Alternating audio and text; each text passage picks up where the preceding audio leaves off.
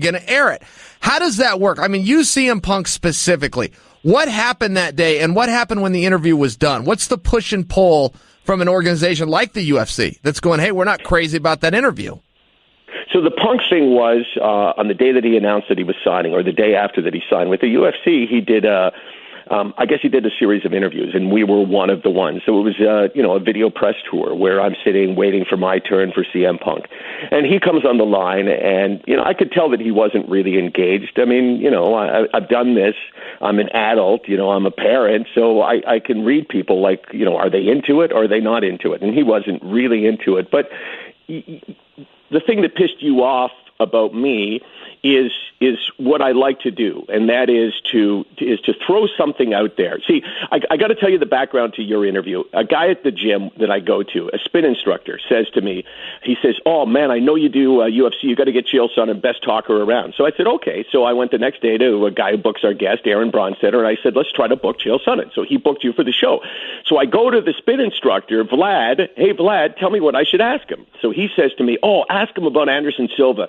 He challenged him from the octagon, and then he didn't challenge him, or I don't remember what the circumstances were. And it'll be really great because he likes to play that game." So I come out there and I think, okay, I got gold. I'm going to challenge you, and you're going to pretend like you're sort of pissed off, but you'll give me a great answer, and it'll all be awesome. But as you can tell, it kind of went downhill, and my sort of tongue-in-cheek didn't work out well. So with Chael Sonnen, with CM Punk, same thing. I want to do something to engage him, to make him smile, to just get a rise out of him, so he knows that this is different than the other 5 interviews that he may have done in those 25 minutes. So I prepare a little piece for him, which is, it was a promo piece, which was CM Punk. You got to see him fight on a date against an opponent you don't know at a time you don't know. And so I was just kind of making fun of the fact that he had no idea what he was going to do in the UFC. And I also said in there that, who will his first opponent be? We know he's a vegan, so maybe he'll fight Chef Boyardee. So it was I thought it was funny. I was actually really proud of it, and I thought he was going to laugh his head off. Well, we come out and you can see on his face, he is not laughing. So I asked him genuinely, and you tell me, is this out of bounds? I said, here's my question for you. Have you ever taken a real punch to the face? So he says, well, what do you mean? I go, well, you were a professional wrestler, and as much as I admire professional wrestling, you guys do not hit each other for real. You don't punch each other in the face. He goes, well, I guess you haven't seen any of my matches. I go, well, yeah, I know I've seen your matches, but you don't get punched in the face. Sorry.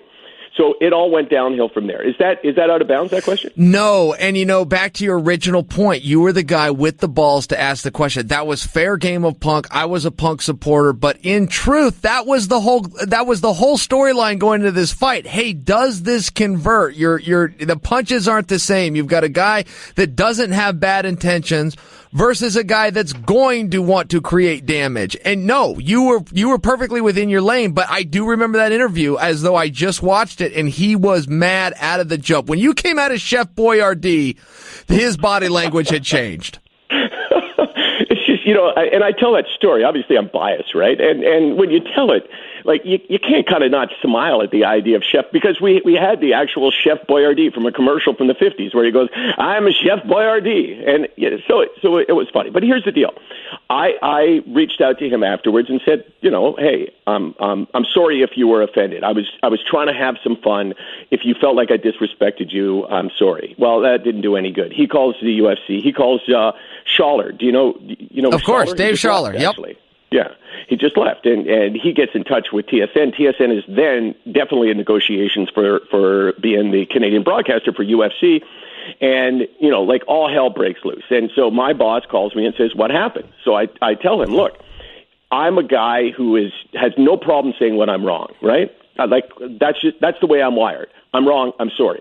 But I didn't do anything wrong, and he was being a sucky, whiny bitch. And this is what I said to my boss, and he says, "Okay, I'll defend you." So he called Schaller back, and I guess they did a little dance. I called Dana, who as you know, I know really well, this is some good name dropping going on, by the way.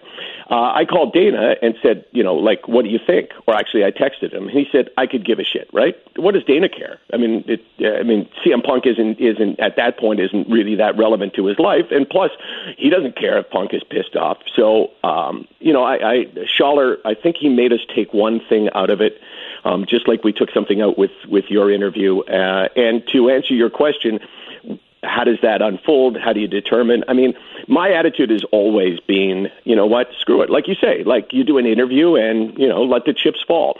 If you think you're going to get sued, if you think, oh, I made a bad mistake, I offended that person, in a legal sense, then I would always say, well, cut it out. I mean, then I'm saving my ass. But, there's lots of times I've done interviews with guys like you who are, I have no problem saying this. You are amazing at the sort of the verbal dance, right? This is where you live. And you would beat me more often than I would beat you, but I would never cut that out just because you look good and I look bad. So I get, really pissed off when I'm forced to edit something out. But sometimes it happens. McEnroe, it happened. Floyd Mayweather, I got to remember the smart-ass line I gave him at the end. I was so proud of it. I thought, good for me. I'm so brave when he's 2,000 miles away.